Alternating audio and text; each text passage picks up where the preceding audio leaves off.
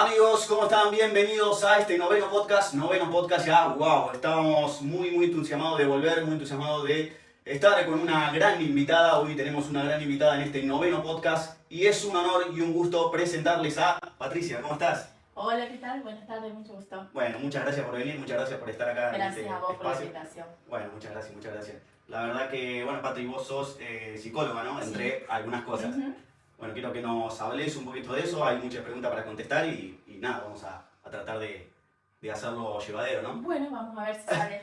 Bueno, quiero que empecemos a charlar un poquito de cómo te formaste vos, ¿no? ¿Cómo fue esa transformación de decir, quiero ser psicóloga o quiero enfocarme un poco en eso, ¿no? Bueno, yo cuando terminé el secundario, que estaba como un poco indecisa, no sabía muy bien qué estudiar, entonces resolví con mi familia en ese entonces irme de acá a estudiar a Belleville.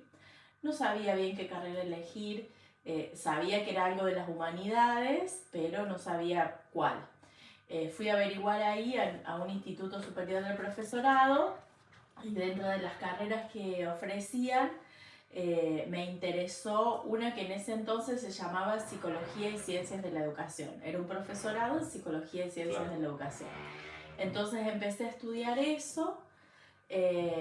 Al cabo de un año que estaba ahí, que ya había cursado el primer año, por sugerencia de una profesora, me anoté para estudiar el magisterio, para ser maestra de la escuela primaria. En realidad nunca lo había pensado, nunca en mi vida pensé que iba a ser maestra, simplemente fue una sugerencia de ella porque teníamos tiempo, porque claro, el profesorado cursábamos a la noche y durante el día estaba como libre. Entonces ella me sugirió por qué no estudiaba eso, a mí y a una compañera que en ese momento vivía conmigo, y que cursar el profesorado de educación primaria era a la mañana, entonces podíamos hacer tranquilamente las dos cosas, y así fue como nos anotamos. Y empezamos el cursado ese también, y al cabo de los 4 años yo tenía esos dos títulos, digamos, claro, de psicología y profesora en psicología y ciencias de la educación. ¿Fue difícil un poco, más que todo, como la universidad? Así, no, en ese momento no me resultó difícil, era un nivel terciario, un profesorado, no me resultó difícil, además yo estaba como exclusivamente para estudiar. Claro. Entonces estaba todo el día, podía abocarme todo el día al estudio. No sos una persona que te costaba estudiar. No, me gusta mucho, me gustaba y me gusta mucho estudiar. Pero digo, mentalmente no era una persona que... Y hay cosas que nos cuestan más que otras, aún dentro de una carrera que uno elige, hay temas que te resultan más interesantes o más fáciles que otros temas cuestan más o no nos gustan tanto. Sí, eso ha pasado, digamos, a lo largo de mi formación, pero sí yo tenía claro que quería estudiar. Exacto. Siempre me gustó estudiar, me gusta estudiar, no me cuesta sentarme a dedicar tiempo a eso, al contrario, lo disfruto. Entonces, al cabo de esos 4 años, yo ya tenía, digamos, como esos dos títulos y esa formación. Y ahí en el transcurso de esa carrera del profesorado en Psicología y Ciencias de la Educación, yo me di cuenta qué era lo que verdaderamente a mí me gustaba y me apasionaba en ese momento, que era la psicología. Ese descubrimiento lo pude hacer a partir del vínculo que yo entablé con una profesora de ese entonces, que era psicóloga, y ella nos daba la materia de psicología en el primer año del profesorado, y a partir de los materiales de estudio que ella nos proponía leer, es como que a mí me fue como despertando esa curiosidad y esa pasión de saber sobre eso. Fue como un clic mental que decir, qué interesante fue como que es un descubrimiento, ¿no? que yo fui haciendo, y que me parece que a la vez de que fui leyendo y accediendo a distintos materiales diferentes a los que yo había estudiado en el secundario, y a su vez, eso por un lado, y a su vez que fui madurando. Exacto. Y ya estaba como lista para poder elegir. Claro. Porque a veces ¿Qué edad tenías? Tenía 19, 20 años. Son decisiones difíciles para Sí, pero a veces la edad cronológica no se corresponde con la madurez para decidir. Entonces, cuando yo terminé el secundario, tenía en ese entonces 17 años, pero no estaba madura para tomar la decisión de qué quería hacer yo para el resto de mi vida, digamos, porque cuando uno elige una carrera, a veces Sí. pasa eso, ¿no? Sí. Entonces, bueno, me llevó un tiempo más, ahí lo pude decidir a los años siguientes y entonces cuando terminé el profesorado yo sabía que quería estudiar psicología, pero ¿qué pasaba? Mis padres ya me habían pagado, digamos, como esta carrera primera que Claro. yo aprendí y además de que yo consideraba que ellos ya habían cumplido de la responsabilidad que Claro, tenían claro. sobre mi educación, Sí. además en mi familia en ese momento no estaban los medios económicos como para que yo me pudiera ir a estudiar a Córdoba, que es donde está la carrera de psicología en la universidad. Entonces me volví de Belleville, me volví a vivir acá otra vez a la casa de mis padres y me anoté en la Universidad Nacional de Córdoba, y empecé a buscar trabajo. Y bueno, no conseguí tan rápido trabajo, entonces durante todo el primer año de cursado de la carrera yo no vivía en Córdoba, sino que lo hice libre. Estaba acá, estudiaba muchísimas horas por día, me dedicaba mucho a eso, iba y rendía libre, que la condición de libre implica que tenés que rendir de cada materia primero un examen escrito y si aprobás el escrito, ahí pasás un examen oral. Por eso es como más difícil, además de que uno no tiene las explicaciones de los profesores. Claro, ya no tenés no asistís a clase, también tenés como doble examen. Bueno, y así hice todo el primer año. En realidad, las materias del primer año no todas las rendí la mayoría.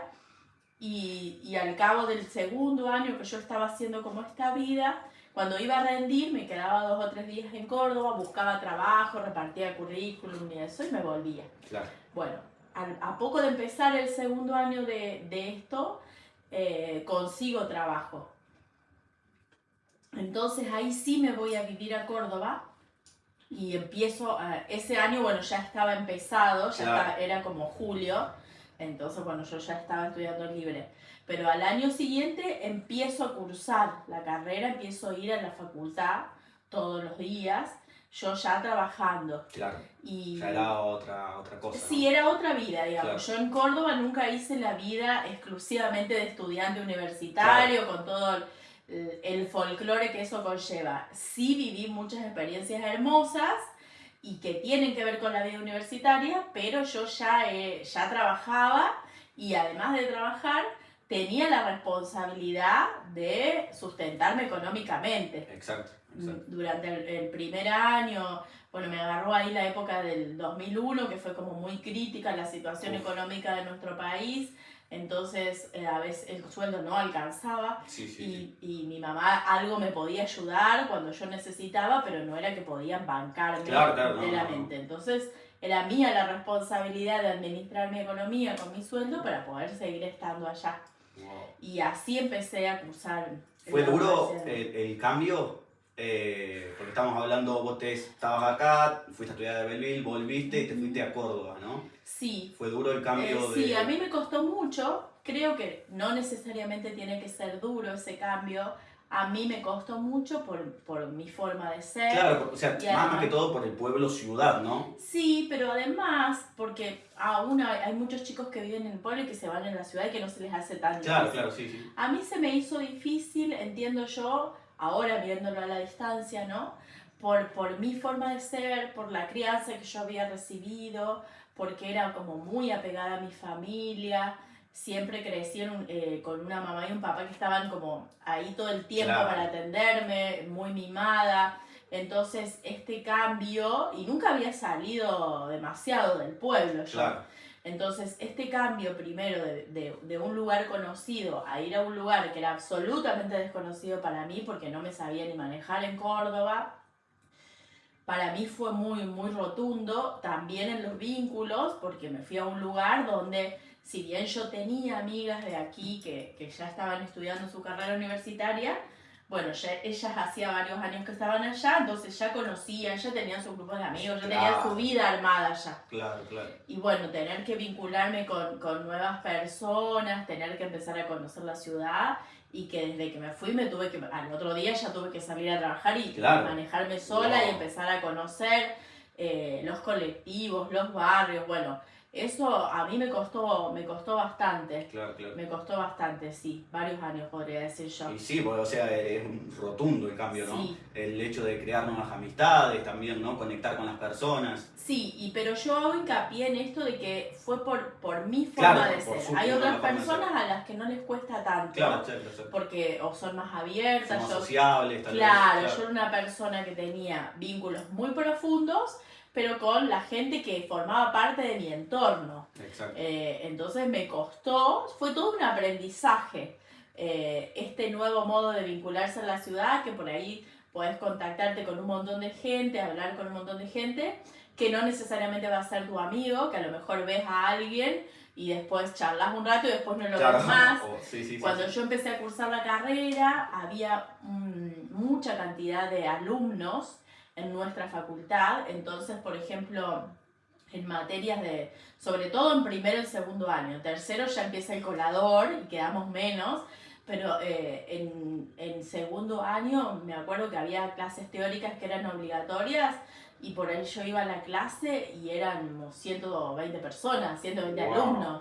Entonces, bueno, alguien que ves ahí, bueno, yo casi nunca lograba sentarme porque llegaba sobre el horario y teníamos que estar parados, claro, fuera de la puerta porque no había más lugar adentro, o asomando la cabeza por las ventanitas y escuchando la clase ahí. Wow. Entonces ahí charlas con gente, con compañeros que a lo mejor los viste ese día, después no los ves más, exacto, o a lo mejor lo ves al año siguiente. Uf. Pero son ese tipo de vínculos al que uno tiene que estar como más abierto, claro, ser más flexible. Yo no estaba muy entrenada en eso, claro, así que me costó bastante. Wow.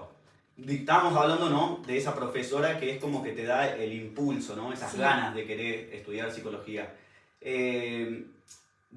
¿Vos qué dirías que es la inspiración un poquito más, además de tu profesora, ¿no? ¿Hay alguna inspiración más que vos digas? Sí. Si yo tuviera que identificarlo, diría que es la curiosidad, porque viste que la profesión del psicólogo, las emociones, la mente humana, es algo que despierta como mucha curiosidad en general, ¿no? Sí. Y yo siempre he sido como muy curiosa, entonces justamente eso, a lo que no se puede acceder, era lo que me despertaba como curiosidad, porque...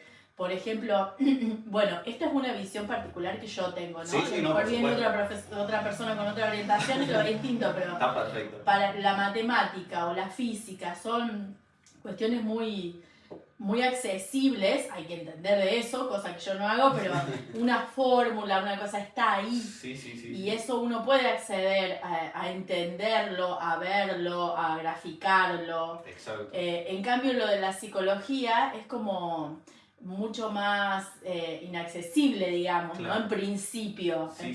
Y después también, pero no hay ningún lugar donde yo pueda ver eso, exacto, donde yo pueda saber de eso, si no es, bueno, estudiando teorías que elaboraron otras personas, otros pensadores, otros psicólogos, epistemólogos, pero eso es como que a mí me despertaba mucha curiosidad, justamente eso es lo que no se podía acceder tan fácilmente. Creo que eso fue también una fuente de motivación y de inspiración. Wow. ¿Te acordás de tu... bueno, cómo es, primero te quiero preguntar, cómo es el transcurso cuando ya te recibís, ¿no? Que te dicen ya sos psicóloga, ya te recibiste y tal. Quiero que me hables un poquito de eso y después de tu básicamente tu primer paciente. Bueno, cuando yo me recibí como psicóloga no fue un cambio tan rotundo como el que te contaba recién, claro, porque como yo ya venía trabajando como docente en Córdoba hacía muchos años, ya estaba instalada, ya tenía mi vida organizada en función de la profesión y del cursado de la carrera, pero ya estaba instalada en un departamento que había podido alquilarme yo con mi propio sueldo, porque durante los primeros años compartía departamento, claro, con otros estudiantes. Pasa mucho de compartir y tal. Ya ahí yo ya era más grande, entonces tenía como una vida organizada ya en la ciudad, organizada económicamente, organizada en relación a mi profesión. Entonces el recibirme no implicó un cambio tan rotundo en mi vida. Exacto. Ya estaba moldada ya en la ciudad, claro, y todo, sí. El cambio que a lo mejor yo sentí como un poco más fue el hecho de dejar de cursar. Cuando uno termina de cursar decís, pucha, ya no vengo más a la facultad a clase. Sí, Ese sí, sí. horario que yo tenía ocupado en eso, en ir, venir, ya no lo tengo más. Eso sí se siente como un cambio en la vida. Claro. Pero después que uno termina de cursar, queda hacer el trabajo de tesis, que ahí ya no se cursa diariamente, sino que uno elige un profesor como director de tesis y va armando en su casa. En ese momento era así, también hay chicos que eligen hacer prácticas. Claro. ¿Eso se puede elegir? Sí, en ese momento se podía elegir, podías elegir hacer tesis o hacer práctica. Mira. Por mis horarios laborales y mis responsabilidades que yo ya tenía, no pude ingresar a una práctica, porque ingresar a una práctica supone ingresar a un ámbito laboral también, donde hay que ajustarse a los horarios y a los tiempos de ese lugar donde vos vas a ingresar, Exacto. sea un hospital, una residencia. El cambio que se siente en la carrera universitaria es cuando uno deja de cursar. Después empezás a hacer la tesis, que en ese caso, bueno, podíamos elegir práctica o tesis. Yo, por mis compromisos laborales y los horarios que ya tenía de trabajo, no pude hacer práctica, entonces hice una tesis, que es un trabajo de investigación que uno desarrolla, que lleva casi siempre más de un año, pero uno lo hace en su casa, con sus tiempos, sus horarios. Si tenés un director de tesis con quien vos te reunís y te va avisando el trabajo, te orienta, te corrige. Pero bueno, ese fue el cambio, digamos. Después, una vez que yo terminé la tesis, cuando ya la rendí, la presenté y me recibí, ahí no noté como demasiado cambio en mi vida. Sí me tomé después un año que dije, bueno, no voy a trabajar de psicóloga, voy a seguir mi vida como docente, y como que quedó ahí. Necesitaba, después de haber estado tanto tiempo abocada a la tesis y a ese proyecto de investigación, me tomé como un año en relación a la psicología. Y después, al cabo de un año, dije, bueno, sí, ahora quiero empezar a ver a insertarme en el ámbito laboral, ver qué puedo hacer, bueno. Y ahí emprendí dos acciones. Por un lado, dije, bueno, yo voy a empezar con un consultorio privado, que lo tenía ahí mismo en mi departamento. Me inscribí en las obras sociales, y así, a través de las obras sociales, cuando uno se inscribe como prestador, aparece en la cartilla y ahí te pueden ir comunicando. Claro, los asociados de cada obra social te pueden llamar para reservar un turno. Eso por un lado. Y por el otro lado, dije, bueno, en esto de buscar un ámbito laboral, se me ocurrió, por suerte, ir a hablar con un muchacho de acá de La Borde, que se llama Raúl Loza, que ha sido muy generoso conmigo, que él tiene todavía un centro de rehabilitación neurológica donde atienden pacientes con discapacidad. Exacto. Entonces yo lo contacté y fui, le dije, bueno, mira, Raúl, yo me recibí, no sé si acá puede haber trabajo para mí, y él me dijo, sí, bárbaro, así que ahí empecé a trabajar. Una mano enorme. Sí, fue muy generoso, porque ahí, en un centro de rehabilitación neurológica, los pacientes que van tienen certificado de discapacidad, entonces tienen cubierto ya por su obra social todos los servicios, exacto, todas las asistencias y las terapias que necesiten. Entonces hay pacientes, hay siempre, no es que uno tiene que esperar, claro. Siempre hay flujo de pacientes. Sí. Y en general, cuando un paciente padece una discapacidad, no es que tiene un tiempo limitado y ya no va más, claro, necesita terapia casi a veces por toda su vida, ¿no? Wow.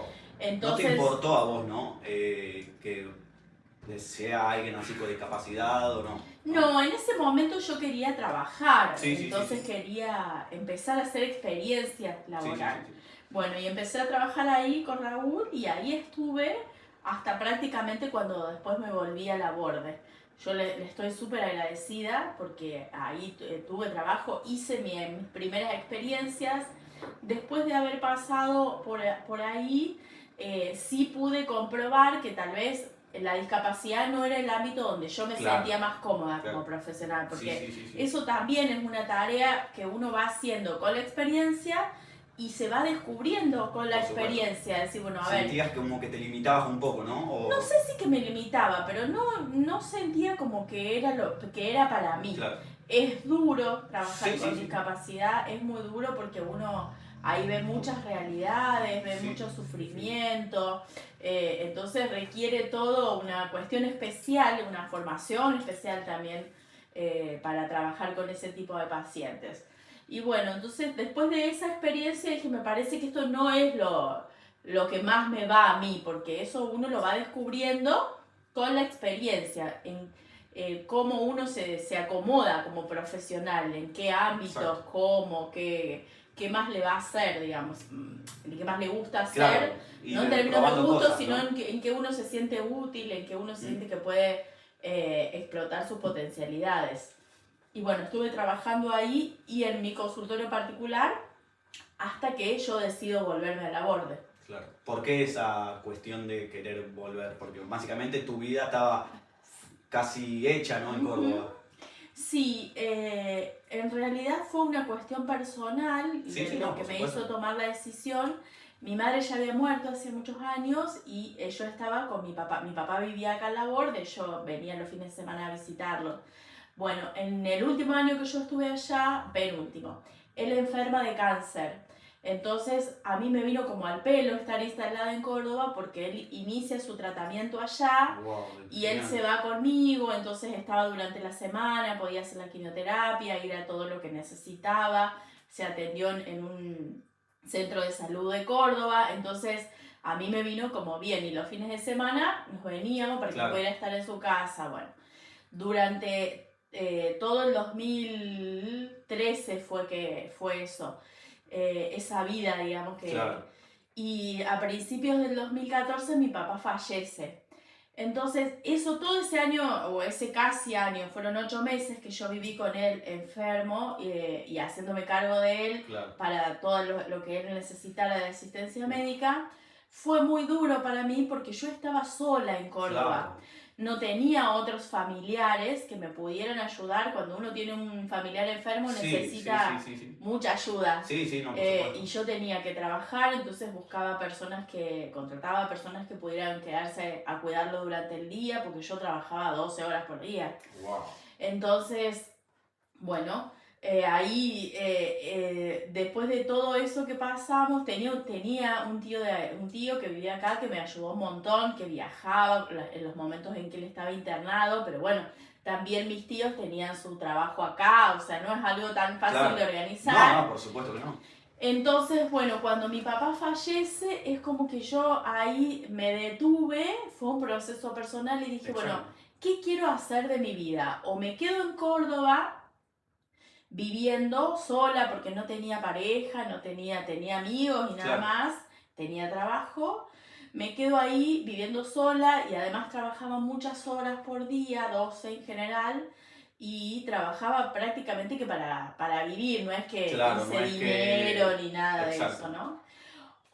Y había quedado acá en mi casa, acá en la Borde, la casa de mis padres, que había quedado cerrada. Claro, ¿no? Sí. Entonces, bueno, eso es como que me hizo repensar y decir, bueno, en verdad la vida de la ciudad a mí me fue muy beneficiosa en el desarrollo profesional, porque yo vivía ahí hasta los 36 años, 37, donde trabajé en muchos lugares, gané mucha experiencia y eso estuvo genial. Dinero es difícil hacer en nuestro país, alguien que no, entonces nunca tampoco fue mi objetivo, ¿no? Sí. Entonces, pero es una vida, un ritmo muy acelerado y además para mí implicaba la soledad. Porque sí tenía amigos, pero no tenía vínculos tan profundos, no tenía familiares. Entonces dije, bueno, ¿qué quiero hacer yo de mi vida? Aparte en la ciudad ya es muy así, ¿no? De que claro, de su vida. Entonces yo digo, bueno, quiero envejecer acá porque ya era una mujer grande, digamos, tenía 36 años, no era adolescente. Exacto. Y la decisión que tomara iba a ser para el resto de mi vida. Entonces digo, quiero quedarme acá en estas condiciones, teniendo mucho trabajo, pero en este contexto de soledad y con este ritmo de vida. O quisiera volver a la Borde y estar cerca de mis afectos y estar en mi casa de mi familia, lo cual implicaba también un beneficio económico porque yo allá pagaba alquiler de mi departamento, pagaba alquiler de una cochera para el auto, o sea, tenía muchos más gastos que acá no tendría con el mismo sueldo, porque yo era docente allá y podía pedir traslado. Entonces ahí es como que decidí hacer ese cambio en mi vida, dije, no, yo quiero para mí una vida un poco más tranquila y más cerca de mis afectos. Exacto. Entonces, si a mí cualquier cosa que pudiera pasarme, yo sabía que estaba rodeada de gente que podía acompañarme o ayudarme. En la ciudad eso no pasa tanto. No, exacto. O por lo menos a mí, que yo Sí, no sí, soy, no nací allá, entonces no tengo familiares. Y bueno, así fue como me decidí a volver, pedí el traslado, los docentes tenemos esa posibilidad de pedir traslado para otro lugar y hay que esperar que salga, que haya una vacante. Y así yo pedí traslado y como bueno, yo tengo bastante formación, entonces eso da bastante puntaje, me salió ahí rápido Claro. a los meses, ya para el año 2000, para iniciar el año 2015, me salió traslado a Escalante como docente y entonces ahí me vine. Y Genial. me volví a instalar en la casa de mis padres y empecé de nuevo en la vida acá, Wow. lo cual me resultó súper gratificante y no estoy arrepentida para nada. Eso es justo lo que te iba a preguntar, ¿extrañabas un poquito? Porque parecen como dos vidas distintas, ¿no? Sí, son dos vidas distintas. Bueno, mira, sí extrañé durante el primer año, no es que extrañaba, pero tuve que volver a empezar. Un poco de nostalgia, ¿no? A lo mejor. No sé si eso nostalgia no, pero era volver a empezar Claro. acá, porque Sí, acá el tiempo rinde de otra manera. Yo trabajaba acá muchas menos horas y tenía como mucho tiempo libre, porque en la ciudad, por ejemplo, el trasladarse, ya sea en colectivo o en auto particular, insume mucho tiempo. Vos ahí tenés que contar mínimo 1 hora o 2 horas antes de llegar a tu trabajo, Claro. que tenés que salir, y después el tiempo que demorás en volver. En cambio acá, en el pueblo, el tiempo rinde un montón. Exacto, porque vas en bici a un lugar, claro, y ya llegaste, compraste y volviste, exacto. y te rinde mucho. Entonces eso fue como que me costó un tiempo, pero no tanto tiempo, porque además yo había vivido la mayor parte de mi vida acá. Entonces los primeros meses o el primer año, hasta que como que agarré el ritmo. Claro. Y no, Y ya ya está. nunca hasta ahora no me arrepiento, estoy muy contenta con la decisión que tomé, porque creo que prioricé justamente lo que para mí era importante. Exacto. Ya, como dijimos, ¿no? Viniste 37, 38 años, ¿no? Sí, 36. 36. Ya tenías varios años como psicóloga. Para vos, ¿qué cambió? ¿Cómo cambió tu forma de ver el mundo o de ver, no sé, a las personas siendo psicóloga? Siendo psicóloga... O no, a lo mejor no, a lo mejor sí, cambió sí, un poco, ¿no? Sí, yo creo que sí, porque uno aprende como a mirar el mundo y a mirar al humano desde otro lugar. Es como que el psicólogo puede tener siempre ahí como las preguntas listas, Claro. como la intriga lista, como de mirar un poco, aunque uno lo diga o no lo diga. Siendo pero psicólogo es como que vos ves una persona y ya notás más o menos lo que tiene, ¿no? No siempre, porque además eso no es una actitud que uno tenga todo el tiempo, claro, ¿no? Claro. Uno se dispone a eso, pero sí que hay ciertas cuestiones sociales, científicas, que uno como que aprende, claro, ahí, o ¿no? tiene otra posición para mirarla, Exacto. digamos, ¿no? Como le pasará a gente que tiene otra profesión, que cada uno la mira desde su profesión, es mirar desde un punto de vista. Bueno, los psicólogos miramos un poco eso, cuestionamos, aunque lo digamos o no lo digamos, ¿no? Exacto. No damos por sentado nada, todo siempre está como ahí en cuestión, en tela de juicio. Nos preguntamos, creo que eso es muy importante en el rol del psicólogo, de tener ahí como siempre en la puerta las preguntas, claro. más que dar por sentado o que juzgar, tener preguntas ahí. Con algún paciente, ¿no? Haciendo una sesión, ¿no? Tal, ¿te has guardado algo a lo mejor? Como que has visto algo, no malo, pero en alguna sesión te ha pasado algo así, como que has tenido que guardar algo. Sí, no, más que guardar es que uno va evaluando permanentemente en el transcurso de una sesión lo que va sucediendo, lo que uno escucha y lo que puede decir. Exacto. O sea, no siempre podés decir todo. Claro. No quiere decir que uno se lo guarde por reservado, sino para esperar el mejor momento para que eso sea beneficioso en función Claro. del proceso, de la Sí, terapia sí, sí, del sí. sujeto, ¿no? Exacto. A veces hay cosas que uno dice, bueno, no, este no es el momento de decirlo, Porque puede actuar de otra forma, vamos claro. a esperar a ver cómo sigue su proceso, Exacto. porque en la terapia se da como algo muy particular, que es que el proceso no lo dirige el psicólogo, sino el paciente. Exacto. Entonces es uno, como psicólogo, como profesional, el que va siguiendo al paciente. No es que yo digo lo que quiero como quiero en el momento que quiero, Claro, claro. sino que me voy amoldando o adaptando a lo que se da en ese momento del vínculo. Exacto, exacto. Wow. La verdad que, bueno, este primer bloque fue espectacular. Hablando un poquito más personal, ¿no? Hablando un poquito más profesional de cómo te formaste, ¿no? De cómo fuiste proyectando. Estudiabas en Belén, como dijimos, ¿no? Córdoba, te volviste. Fue un transcurso de cosas, ¿no? Bueno, ahora vamos a pasar al bloque 2, que es un poquito más divulgativo, ¿no? De lo que piensa la gente o lo que circula a veces más en las redes, ¿no? Que yo creo que la psicología en los últimos tiempos se ha revolucionado un poco más, ¿no? Que yo creo que ahora es como más, no sé si más escuchada, ¿qué pensás vos sobre eso? Si a lo mejor la gente le presta más atención o no.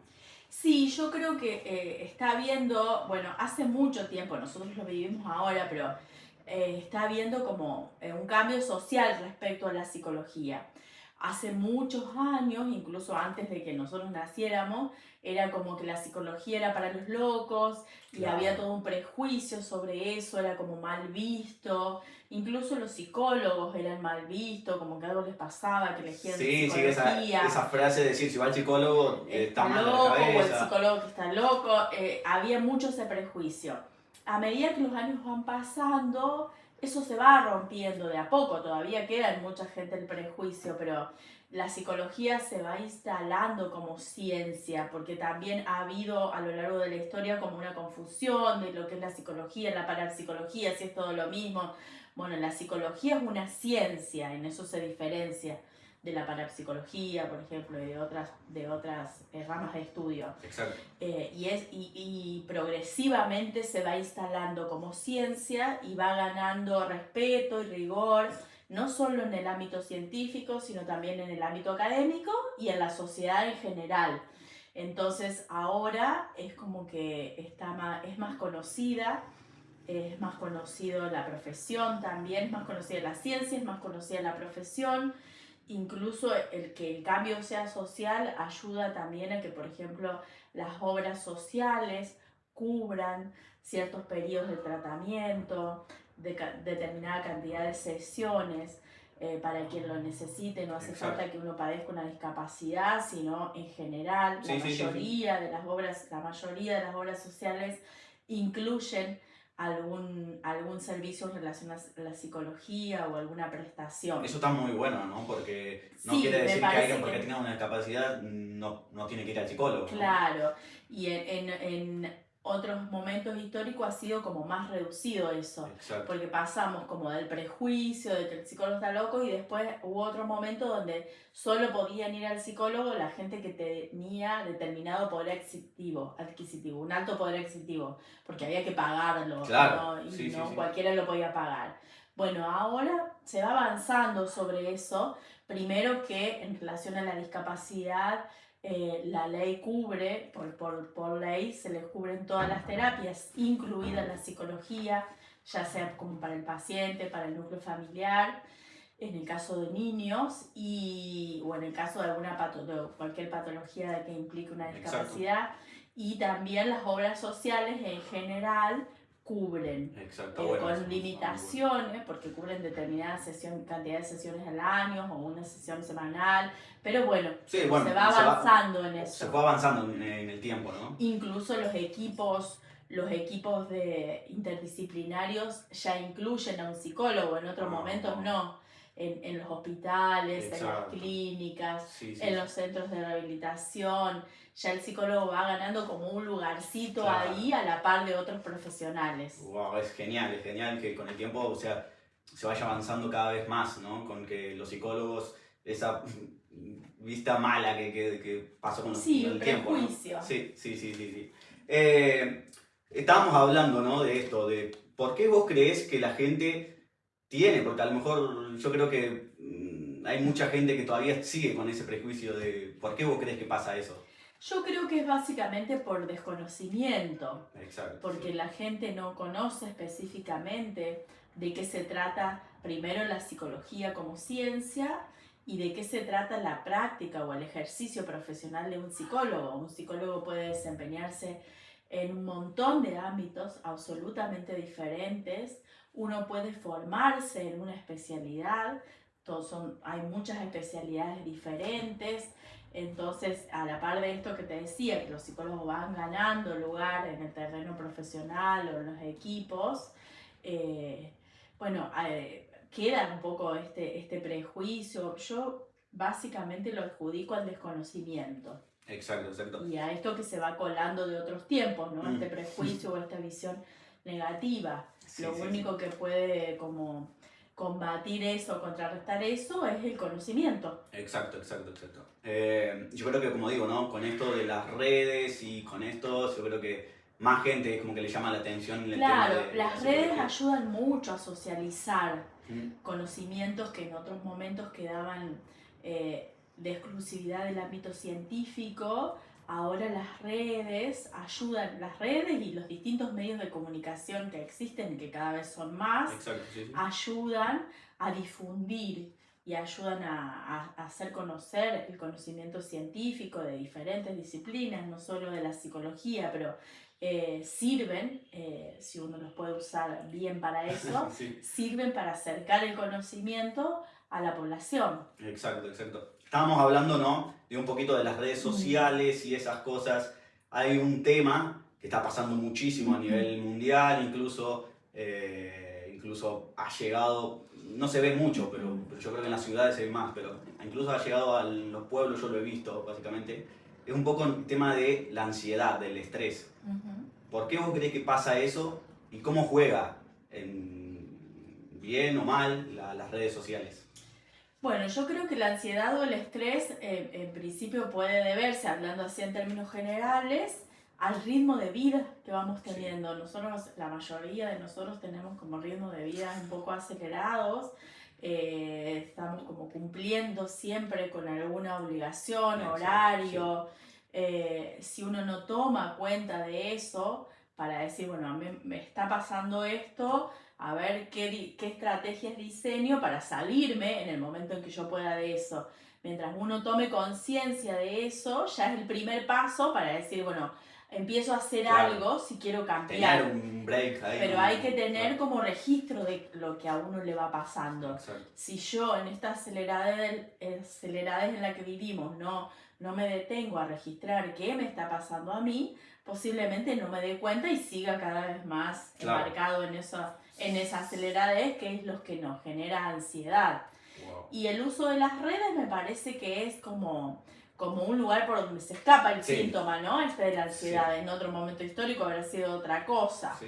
El uso de las redes posibilita, las redes no necesariamente, el uso de los dispositivos tecnológicos, ¿no? Sí. Ya sea tablet, notebook, celular, la pantalla, play, pantalla, básicamente. Sí. Bueno, eso además lo que proponen y de la manera en que se propone el contenido, de la manera en que está organizado, generan como esa atracción. Sí, es como que generan esa intriga de seguir viendo y viendo y viendo. Claro, y viendo, ¿no? Creo que están diseñados, las plataformas y todo lo que consumimos está diseñado justamente para eso, ¿no? Está diseñado por expertos. De decir, hoy me veo una serie completa en el día, ¿no? Sí, entonces vuelvo a esto, si uno no puede como autorregularse ante eso, entra casi que como que en un círculo de consumo adictivo a veces, sin darse cuenta, porque la adicción no solamente tiene que ver con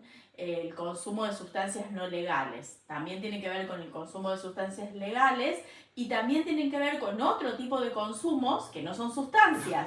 Por ejemplo, esto, ¿no? De Netflix o de las redes, de los juegos de Play y... El hecho de, por ejemplo, ya vamos a ir un poquito a eso, ¿no? Pero el hecho de los nenes también, ¿no? Que están mucho tiempo en las pantallas, o personas que a lo mejor juegan un juego y se enojan y al ratito se alegran y son cuestiones... Sí, están, como decíamos recién, está diseñado justamente para eso y para que uno se enganche en eso y no pueda como salir. Sí. Entonces, y fíjate que tienen hasta el poder de generar distintos tipos de emociones. Wow. Una cosa que es virtual, que no Sí, forma sí, sí, parte de mi realidad cotidiana sí, y sí, sin sí. embargo tiene el poder, si uno no está atento, de manejar ¿Vos, las emociones. vos crees que eso es como...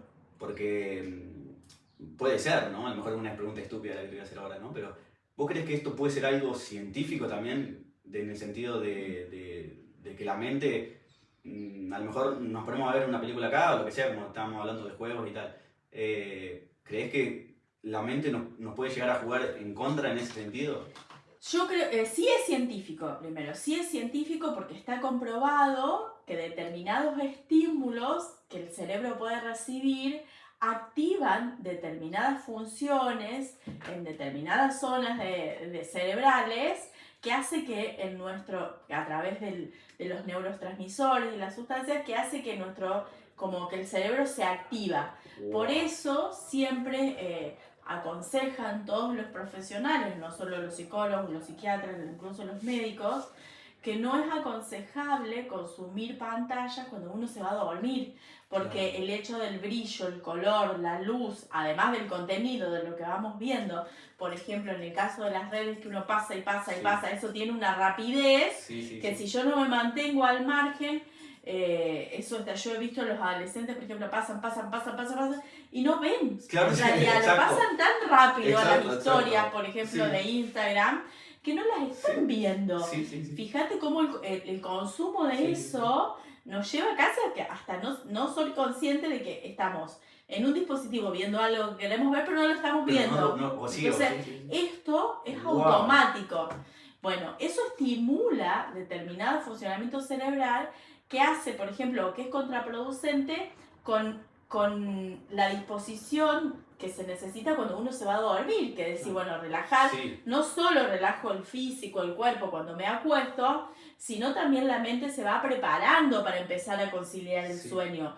Pero si yo lo hiperestimulo al funcionamiento cerebral y después dejo el celular y me quiero dormir, y va a ser como muy difícil que rápido te puedas dormir. Sí. Bueno, y ahí puede venir el insomnio. Claro, ¿no? pueden venir porque además queda uno con este estado de ansiedad que vos decías, y no, el cuerpo ni la mente quedan dispuestos para empezar a dormir. Claro, es como, por ejemplo, ver, no sé, por decir, ¿no? Estás en la serie, tiene 10 capítulos y te vas a dormir en el 9 y como decir, me voy a dormir.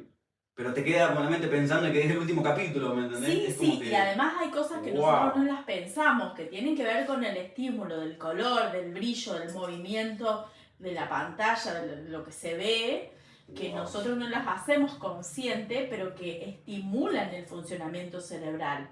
Entonces es como si nosotros a nuestro cerebro le diéramos la indicación de hiperestímulo, color, brillo, movimiento, y de repente listo, dormí. Cerebro dormí. Es muy difícil pasar de un estado al otro rápidamente. Sí. ¿Y cómo ves lo que nos decimos que íbamos a dormir? Pero hay muchas personas que lo hacen. Yo incluso lo he hecho, ya ahora no lo hago más porque ya incluso me hacía mal y me di cuenta que te hace mal, ya hace muchos años. El hecho de te despertás, prácticamente te despertás y agarras el celular. Sí. O sea, es brutal.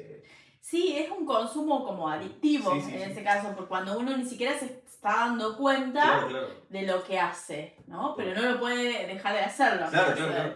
Entonces, te cuento que a mí incluso me ha pasado hasta agarrar dolor de cabeza, porque de levantarse, ni siquiera abrir los ojos, de agarrar el celular y a ver qué pasó mientras estaba durmiendo, prácticamente, ¿me entendés? Sí, bueno, y esa es también como una fantasía que venden, si se quieren, todas los medios de comunicación que hay actualmente, porque parece que pudiéramos saber todo lo que pasa en todas partes del mundo al momento, y en realidad lo podemos saber, ¿no? Sí. Pero la conducta adictiva está en por qué necesito saber todo lo que está pasando en todos lados en este momento, ¿no?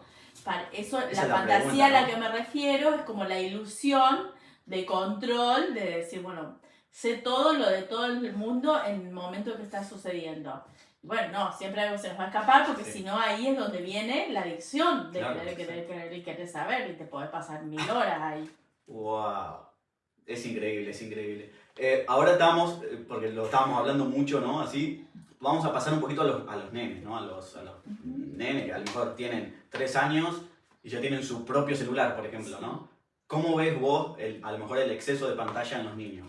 Bueno, en primer lugar yo creo que como nosotros estamos en un mundo que está regido por la cultura del consumo, se ha instalado esta idea de que el que puede comprarse determinados dispositivos va a tener mejores condiciones de vida. Entonces, que un niño tenga un celular es lo más, Claro, sí, ¿no? sí, pasa mucho. De hecho, hay muchos padres que como que se gratifican o se sienten orgullosos de haberle podido comprar un celular a su hijo. Exacto. Es como hasta una señal de cierto prestigio Claro, social claro. o a veces se convierte como en una forma de demostración del afecto.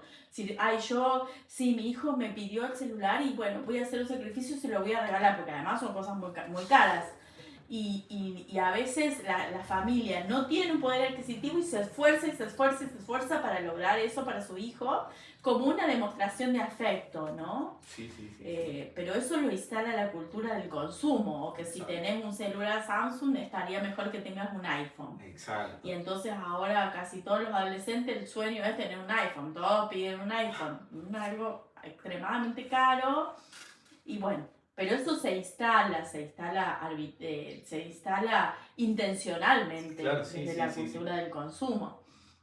Y con respecto al uso que pueden hacer de estos dispositivos los niños, me parece muy nocivo, sobre todo hasta los 2-3 años de edad. Claro. Me parece que sí, que sería como innecesario, porque hasta esa edad el niño empieza a conocer el mundo a través de la exploración. O sea, un niño aprende que el material de una heladera está fresquito cuando lo toca, Claro. cuando lo toca. Claro, claro. Uno claro. aprende que el calefactor da calor cuando te acercas y sentís el calor.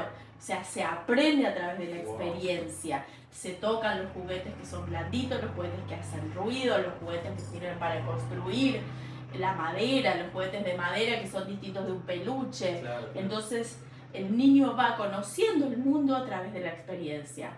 Si nosotros le ponemos un celular, no tiene ninguna experiencia más que el del deber, claro, o jugar.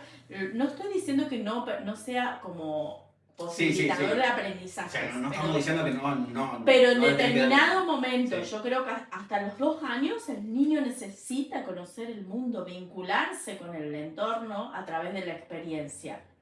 Wow. Y después, tal vez después de los 3 años podría ser, pero requiere un uso muy regulado por, claro, los adultos, de saber qué ven, en qué momento ven, cuánto tiempo lo usan. Y eso requiere que haya un adulto cerca del niño muy pendiente de esa regulación. Que sea el adulto el que regula el uso del dispositivo y no el niño. Que claro, me parece que eso se ha invertido. Hoy hay muchas familias donde el niño se empaca, llora, patalea, bueno, le dan el celular. Entonces es el niño el que está decidiendo cuándo lo usa, cuánto tiempo lo usa, y no sé si siempre hay un adulto cerca como para ver qué es lo que está haciendo el niño. Sí, sí, muchas cuestiones. A veces uno se lo da y se calma y el papá o la mamá siguen haciendo sus cosas, su trabajo, lo de la casa, y no estamos como tan pendientes. Entonces, exacto, dar un celular a un niño implica la responsabilidad de acompañar y de regular. Wow. ¿No? Sí, sí, sí. Tiene que, no es que le doy el celu y me desentiendo. Claro, no, claro, le doy el celu y tengo que estar ahí ayudando, haciendo de intermediario. Decir, bueno, mira, eso que estás jugando no es tan bueno. Fíjate que puede haber otro juego que esté más lindo, más apropiado para tu edad, que te permita disfrutar más. Pero también para eso los adultos tenemos que conocer algo de lo que le vamos a dar a nuestro hijo, porque si no, que también es una cosa que pasa con mucha frecuencia, el niño sabe más del uso del celular que sus padres. Sí, ¿no? Entonces los padres quedamos como afuera porque si el chico dice, no, ¿por qué esto se juega así? Que si yo no estaba mirando y no entendemos nada. Bueno, eso es como riesgoso, ¿no? Sí, Para sí, un niño. sí, sí, Que sí. la figura adulta encargada de su crianza quede afuera de algo que él está manejando a su disposición y a su gusto y placer. Y nosotros no sabemos Wow. de qué se trata. Para la gente que no esté viendo, y que me encanta, sinceramente, me está encantando este podcast, para la gente que esté viendo, ¿cuál dirías vos que son, no quiero llamar síntomas, porque queda mal la palabra síntomas, pero las cosas que tiene un niño que tenga un poquito de exceso de pantalla? ¿No? Como decíamos, ¿no? La rebeldía, el enojarse, ¿no? Un poquito... Sí, y son síntomas, no hay que tener miedo, son síntomas, el síntoma siempre es bueno en tanto es mensajero de algo que está pasando. Claro. Si no hubiera síntoma, nos estamos perdiendo de algo que está pasando y que hay que atenderlo, ¿no? Entonces, en ese sentido, bienvenido sea el síntoma.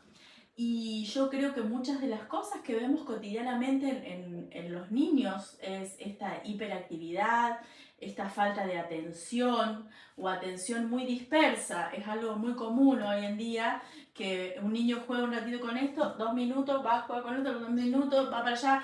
Es como que está en toda la... Fíjate que es como este movimiento que nosotros hacemos, el niño lo hace con su cuerpo y con su interés, ¿no? Wow. El interés de querer jugar a esto, sí, pero es un ratito y ya pasó ese interés y pasa otra cosa.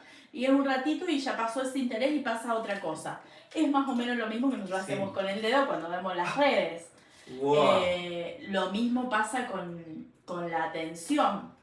Hay una atención muy, muy lábil, muy escueta de los niños hacia algo.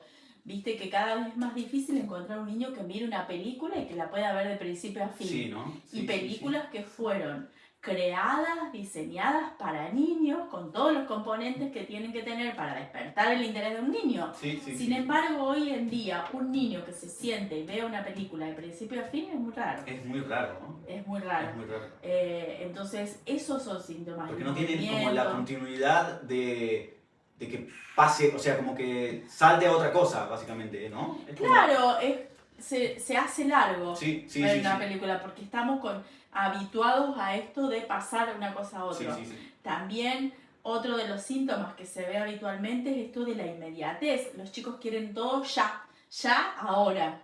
No pueden tolerar un proceso. Exacto. ¿No? Bueno, eso también lo dan los dispositivos. Vos querés ver qué pasó en la China o cómo está el clima en China ahora, lo buscás y lo encontrás de inmediato. Sí. Vos tenés todo acceso inmediato. Entonces, cuando hay que tolerar un proceso, por ejemplo, nosotros lo vemos mucho en la granja, que esto de la naturaleza, estar en contacto con la naturaleza, implica la capacidad de tolerar el proceso. Si vos plantás una semilla hoy, y los chicos los van a ver todos los días, cada rato, y que no, ¿por qué no crece? ¿Por qué no crece? Y bueno, porque hay que esperar el proceso de la naturaleza. Cada vez los chicos están menos habituados a eso. Exacto. Que es todo ya. Si lo sembraste hoy a la tarde, mañana tendría que estar la plantita, a más tardar, ¿no?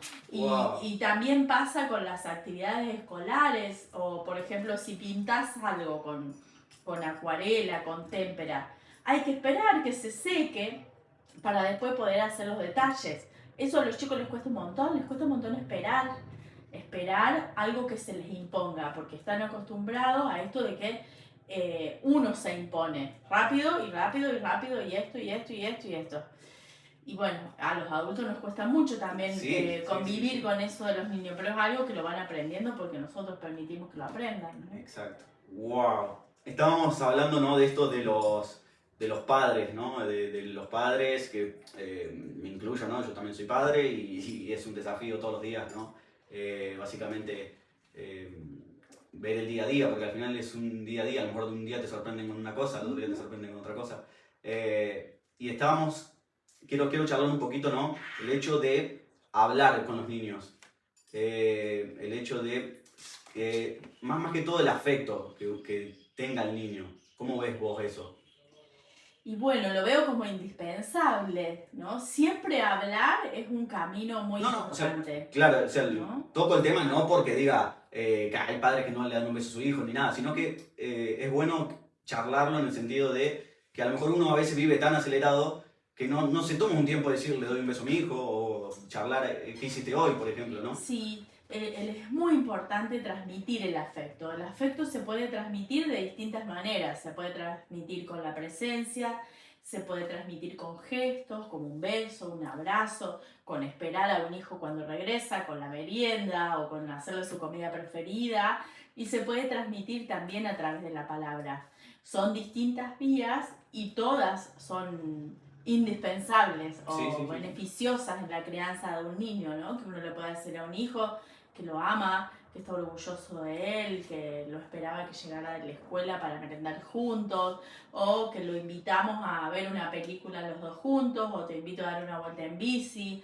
Eso al niño lo hace sentir querido y lo hace sentir importante. Es decir, bueno, mi papá o mi mamá me están esperando para, o me piensan a mí para el plan de ir a dar una vuelta en Claro. bici, por ejemplo. Sí, sí, ¿no? sí. ¿Vos creés que los niños tienen esa mentalidad, ¿no? De decir, mis padres esto, mi padre es aquello, ¿no? Porque hay muchas crianzas, hay crianzas de crianzas, ¿no? Ujú. Un nene a lo mejor que se cría que no tiene ese apoyo, a lo mejor después le va a costar. Cuando él sea padre, darle Mira, ese... cuando decimos padre o madre, yo me estoy refiriendo a las figuras encargadas de la crianza de un niño. A veces no son la mamá biológica no, por o el papá supuesto. biológico, pero siempre hay figuras encargadas de la crianza de un niño que hacen el rol de mamá o que hacen el rol de papá.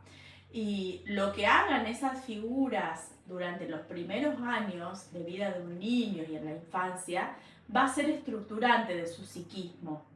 Casi que ahí se define, en principio, una condición de salud o de enfermedad, hablando en términos de patologías, ¿no? Sí, sí, sí, sí. Psíquicas, no después de conflictos subjetivos que podemos tener todos. Pero eso es estructurante del psiquismo. Lo que puedan transmitir a través de la presencia, de la palabra, de los gestos, las figuras encargadas de la crianza. Es decisivo. Sí. Wow, es espectacular. Hablábamos, ¿no? De que, vamos a cambiar un poquito el tema, ¿no? Hablábamos bueno, de que vos te habías recibido también como maestra y tal. ¿Qué pensás vos sobre si se habla o no, vos que sos maestra también, por eso te pregunto, si se habla o no de la psicología en las escuelas?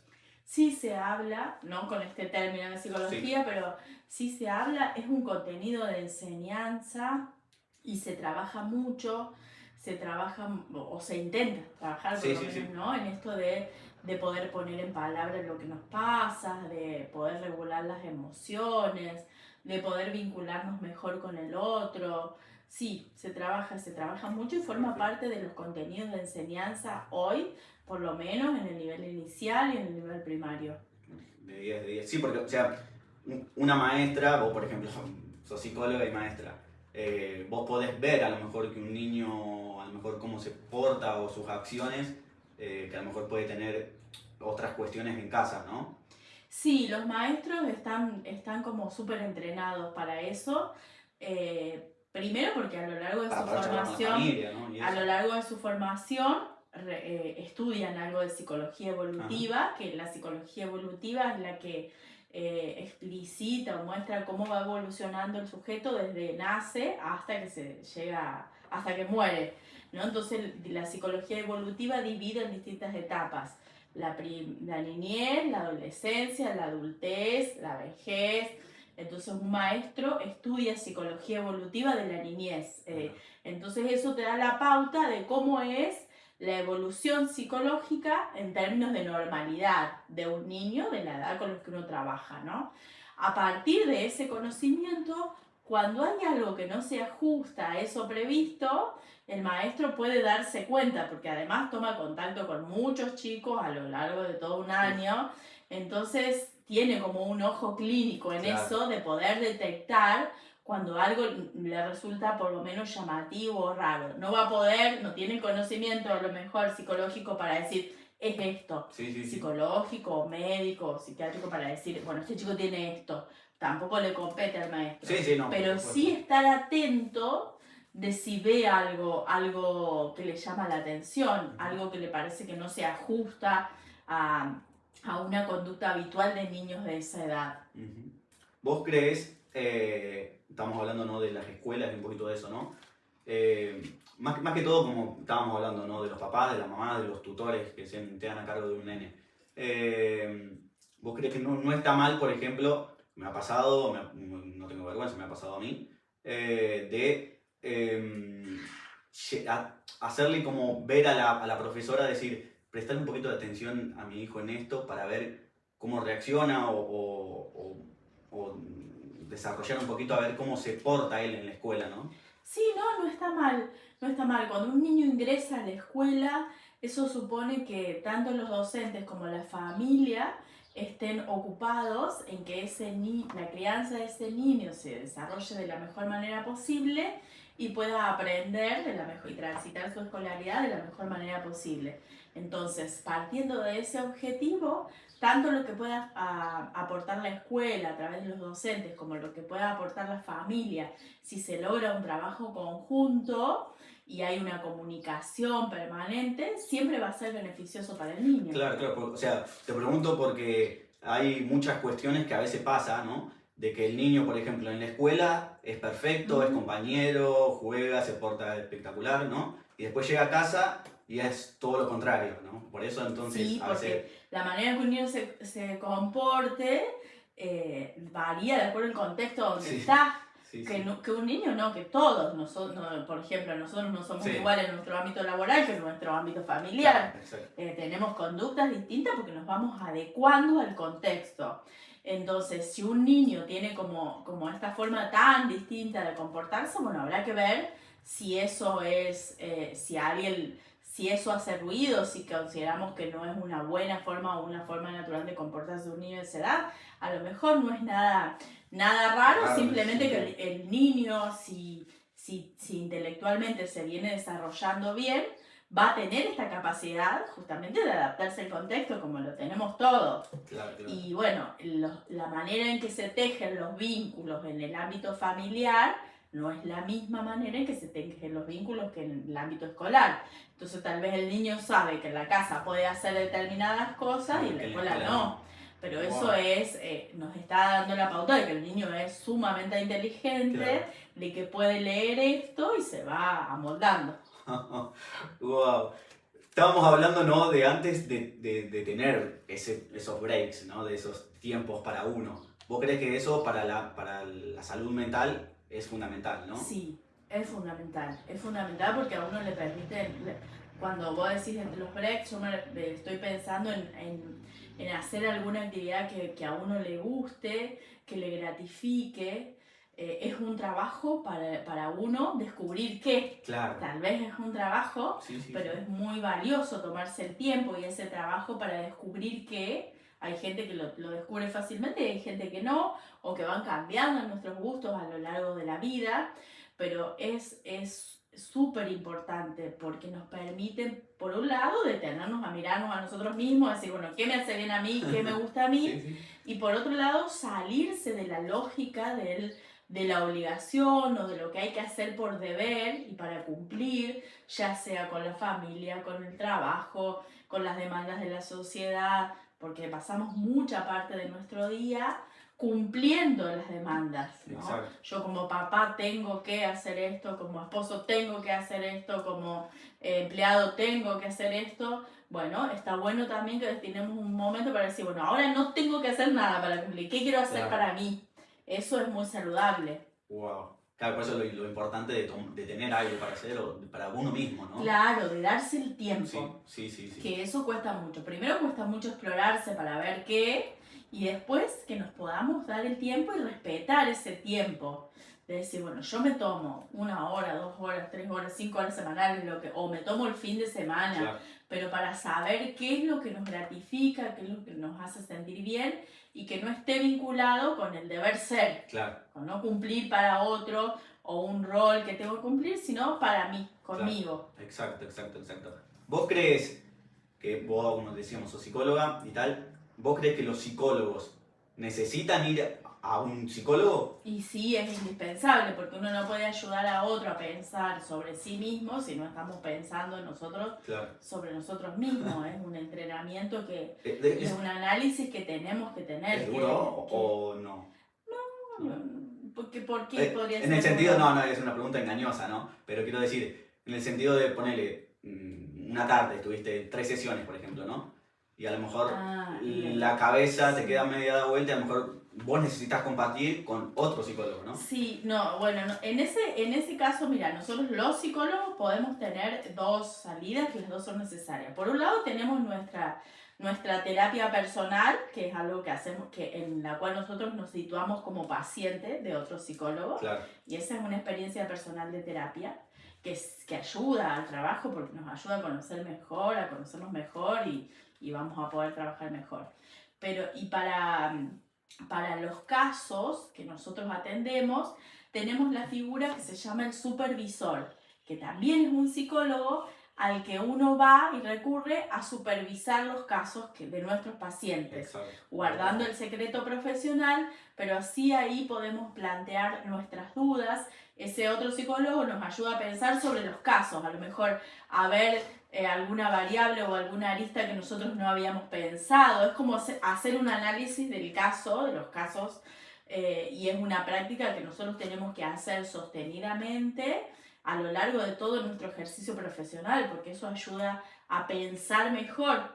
Nosotros somos psicólogos, pero somos humanos y a lo mejor pasa que hay algo que no lo pudimos ver o que no lo escuchamos bien y otra persona que nos ayuda a pensar sobre eso, otro profesional, ¿no? Nos puede ir como guiando, Exacto. orientando, y eso también lo hacemos los psicólogos permanentemente. Por un lado tenemos nuestra terapia personal y por el otro lado la supervisión de los casos. ¡Wow! Es increíble este podcast, me está encantando. Hay muchas cuestiones. Yo creo que esta noche cuando me cuesta dormir vas a tener como... esto no entendí. Pero nada, algo que quieras decir, vos que algo le quieras decir a la gente, algo que la gente, que vos sientas que la gente necesita escuchar, o a lo mejor no. A lo mejor no. Bueno, desde mi profesión de psicóloga, que me gustaría sí transmitir esta idea de lo que hablábamos antes, de desterrar los prejuicios y de asumir una actitud como más humana en relación a las cosas que nos pasan en la vida, que hay ciertas regularidades en la vida humana. Hablando de un estado más o menos de salud, ¿no? Todos vamos pasando por más o menos las mismas cosas. Variable más, variable menos, pero entonces está bueno, es como muy sanador, muy desde el lado de la salud, poder detenernos, asumir lo que nos pasa, estar atentos, y eso nos va a llevar a buscar una salida o una ayuda. Puede ser un psicólogo, puede ser un médico, puede ser un amigo, pero siempre es útil detenerse a pensarse uno mismo. ¡Wow! Qué interesante, ¿no? La verdad que es espectacular, es espectacular. Pato, te hago la última pregunta, que esta es la pregunta que le hago a todos, básicamente, y es, ¿qué te llevas de este podcast? Bueno, me llevo la posibilidad de haber conversado distendidamente sobre la profesión, a mí también me sirvió como hacer un recorrido para mí misma de cosas de las que uno no habla habitualmente, de lo que pasó hace tantos años, cuando éramos jóvenes. Eso por un lado, y una cosa que yo te agradezco mucho es que una persona joven como vos se interese en conversar con gente mayor sobre estas cosas de nuestra vida, ¿no? Que no es tan fácil encontrar jóvenes que nos escuchen y que se interesen en lo que tenemos para contar. Entonces eso a mí me da mucho gusto. No, aparte va a ser medio ilógico lo que te voy a decir, pero pasa. A veces las personas más mayores o a veces las personas como vos y tal, así, es más probable que te digan que sí a que los jóvenes te digan que sí, básicamente. Y porque ya con los años nosotros vamos descubriendo esto de los tiempos que te decía, que a veces tomarse el tiempo para determinadas cosas es súper importante. Y a lo mejor una persona más joven que está todavía en esta lógica del apuro y de la producción, dice, bueno, no tengo tiempo, tengo todo mi día ocupado. Nosotros que ya vamos descubriendo el otro, decimos, bueno, quiero darme el tiempo para esto porque está bueno, para mí es una experiencia novedosa. Es lindo además de encontrarse con alguien que no conoce, porque yo, o sea, te conocía de vista, pero nunca habíamos más, charlado. Sí, Entonces es como una experiencia linda y novedosa encontrarse a charlar con alguien con el que uno no charló antes. Claro, exacto, ¿no? Exacto. Y yo cuando tuve la idea a principios de este año, ¿no? De crear esto del podcast y tal, quería romper un poco esto, ¿no? Yo hay a lo mejor muy pocas personas, ¿no? Que están todo el día scrolleando, ¿no? El tema de pasar videos cortitos, ¿no? De videos cortitos y tac, y tac, y tac. Sí. Bueno, esto es completamente distinto, ¿no? Es una charla, es un video largo, o sea, como una película, básicamente. Bueno, ojalá mucha gente se detenga a claro. escucharnos. Pero es eso, ¿no? Que hay muchísima gente que prefiere más, como hablamos, ¿no? La inmediatez de tac, tac, tac, tac, a sentarse, escuchar. Sí, y que en definitiva muchas veces eso termina siendo un contenido vacío, porque si uno le preguntase a alguien, bueno, y estuviste 10 minutos así, déjalo, ¿qué me podés contar de lo que viste? Empecé, no a aprender, pero contame. Y capaz que no vieron nada, ni porque tenía puesto una modelo que la pasaron así, porque no te detenés a mirar, y es más difícil detenerse a escuchar. Sí. Por eso es como súper valioso. Wow. Así que, bueno, nada, Pato, muchísimas gracias por haber venido. Bueno, gracias a vos. Muchísimas gracias por estar acá de nuevo. Sí. Así que, nada, muchísimas gracias. Y ya te vamos a traer para otro podcast que vamos a charlar un poquito a lo mejor del estudio, ¿no? De cómo está el estudio hoy en día. Bueno, dale, me encantaría. Muchas cosas importantes ahí. Así que, nada, chicos, noveno podcast ya completo. Así que muchísimas gracias, suscríbanse y nos estamos viendo. Bye, bye.